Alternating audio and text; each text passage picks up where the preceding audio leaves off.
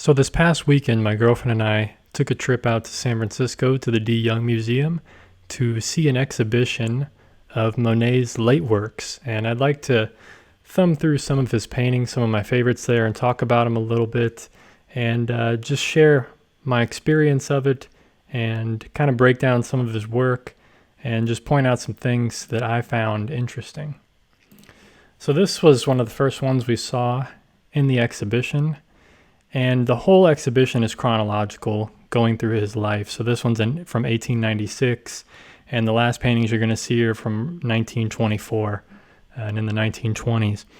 And I really loved the color harmony through this one. It really shows the atmosphere, the coolness of the air in the morning, and I just love the color harmony overall. It's very interesting. Obviously, the landscape didn't really have these colors. It didn't look this purple, this blue. He was obviously exaggerating that.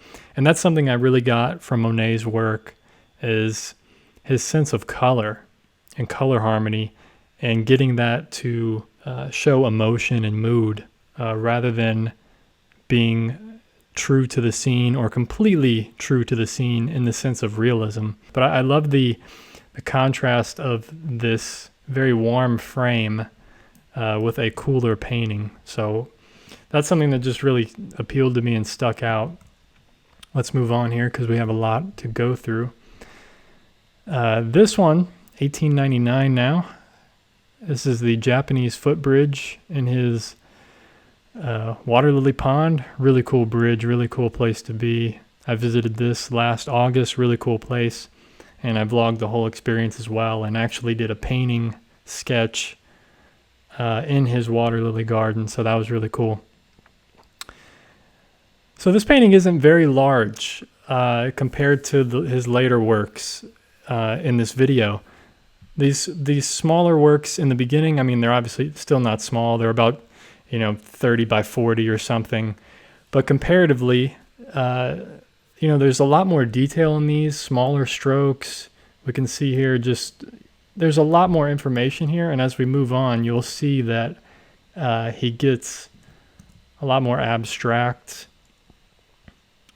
And this is a close-up of one of the paintings. And I just loved the texture and also very minimal cracking here. It looks like a little bit of cracking in this corner up here.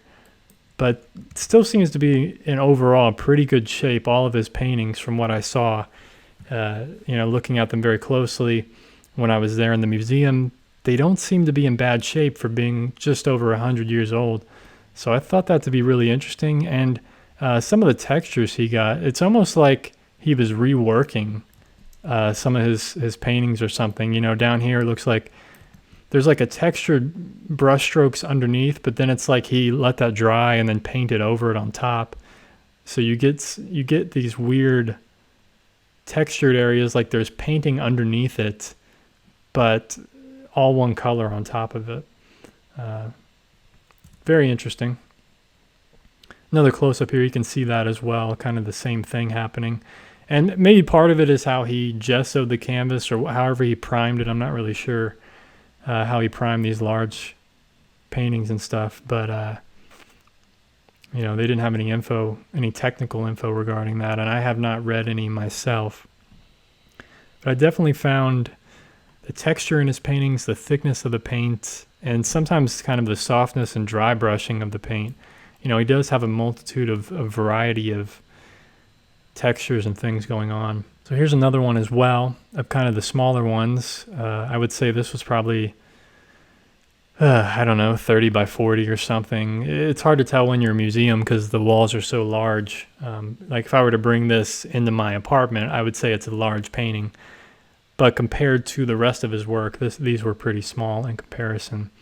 And one thing I noticed in his earlier works, actually through a lot of the works that we're going to be seeing here, is that he doesn't use very dark colors at all. This whole first room that I was in, with the previous paintings that we've looked at, not a lot of very dark pigments.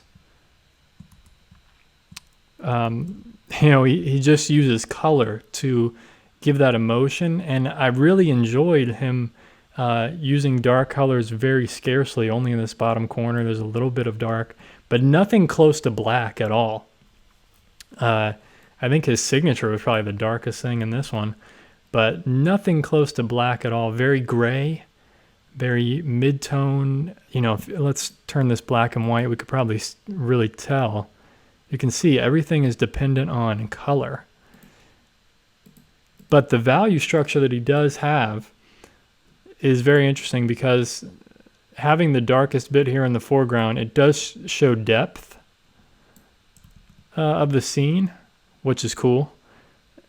But it also gives a nice mood, a lot of atmosphere within the painting, because there's not a lot of dark pigments. So now we can see this is about 10 years later from the one we just saw. He's a lot more bold. This painting is much larger, probably 2 or 3 times, if not 4 times the size. The other painting was probably, only a quarter of this. So definitely getting a lot more large, more bold, more abstract almost. If we zoom in here, he's still getting good, nice textures and things, but a lot more loose and bold with his strokes and the color. Just looking at it up close, it's like, who knows what's going on here? What is this? You wouldn't really know unless you see the whole thing and kind of see that, okay, there's some water lilies there, maybe some reflections, just a lot going on. And real quickly here, this was a cool quote that they had painted on the wall. They had a lot of text you could read about his life, and it kind of guided you through the whole showing. This was really cool because it just shows that he didn't plan to paint his garden. That was just something he loved and something he enjoyed. And then he realized that, man, I have a lot of magic here in this garden, in this pond. And then he just spent, the last 20 or so years of his life painting it. So I thought that was really cool. And that's the thing with being an artist, is you never really know what's going to come up, what's going to happen in life, what's going to inspire you, and it might be something in your own backyard. Still in the same era here, 1914 to 1917. And we can see he's not filling in the whole canvas as he was in the other room of paintings, the smaller works. He's leaving all these gaps here, getting a lot more modern artish, a lot more abstract. Obviously, we can still tell that it's flowers, but it's not very realistic. He's just being very, very impressionistic, very abstract. An interesting composition, kind of zigzagging your way through here. I mean, he did kind of keep some compositional elements and some, style to it. Colors are very bizarre, but that's kind of the cool thing about Monet's work, I think, is all the color in every painting is so different. You get such a different harmony in the paintings. A lot of texture going on here. But just really bizarre colors. This was one of my favorites. This painting is huge, probably 30 feet long, maybe 20 to 30 feet long or something, 7 feet, 8 feet tall. It's really hard to give scale to it, just seeing a photo like this. But there's probably like a person standing here in the front of it. It's a big painting. One of my favorites, and here's a close-up of it, just showing the amount of color variety that he got here and subtlety. Dry brushing, it looks like a lot of dry brushing and scumbling, kind of just roughing the paint in, getting these subtle changes, very soft. He goes from the pastel oranges to the light greens, then to these purples and blue. Just amazing colors. And that's what I love about Monet, is like he gets these unrealistic type of colorings, but still holds everything together. Oh, and what I wanted to mention again with all this work is not very dark pigments. Okay, it gets a little bit darker in this one in the flowers, but everything else is still, he's creating realistic looking scenes. Obviously they're fantastical type of coloring, but it's still water lilies in a pond. It's still something of this world. And he's doing it with a very limited value. Starting to get a little bit darker here. This one was really rich in color, very rich, even more abstract now. We're getting, his life's going on, it's just breaking down, getting more abstract. This is a little bit smaller, back to kind of his normal size. A lot of texture going on, a lot of things happening here. It's hard to even tell what it is. And 1920, here we can see he's really lost his sight here. I think in around 1912, he was losing his sight. And I think by this time, 1920s, he was completely blind, or legally blind in one eye, and he could barely see out of the other eye. And it said that he had remembered pigments by how he placed them on the palette. So he was kind of using his memory to get these colors. He could really barely see any colors or anything.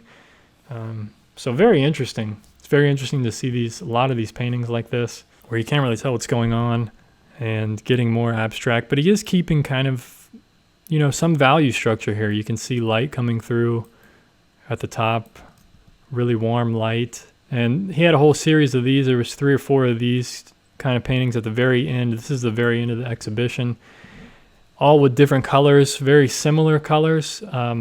So this is supposed to be his house over here. And the rest of this is his garden. I mean, it's just so abstract.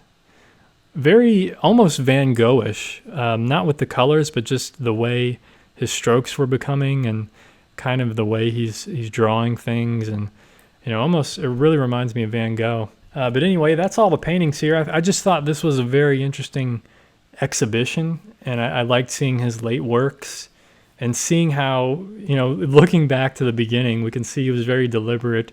He was much more, I don't know what the word is, kind of focused, more details. You can see here the lily pond. And, I think obviously at this time he was starting to figure out, okay, I could do a series of these. But it kind of wasn't his aim at this point, I don't think. He was doing these smaller lilies, but being a lot more realistic than the later works. It looks like between 1907 and 1914, those kind of 7 years, it seems he got a lot more bold, more abstract, started losing his sight, and, just went down this path of much more modern art.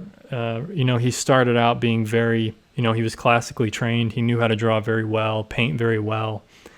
And then over the years, he started the impressionist movement and got into that. It kind of was revolutionary of his time period and all that.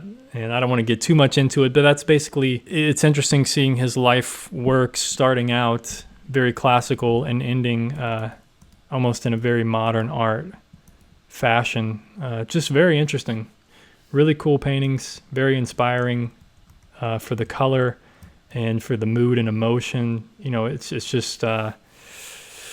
it's so different seeing it in person. So if you ever have the chance to see Monet, go to France or wherever, definitely go to your museum, local museum, if you have one near you, and check it out. It's definitely worth the visit. So anyway, thank you guys for watching this video.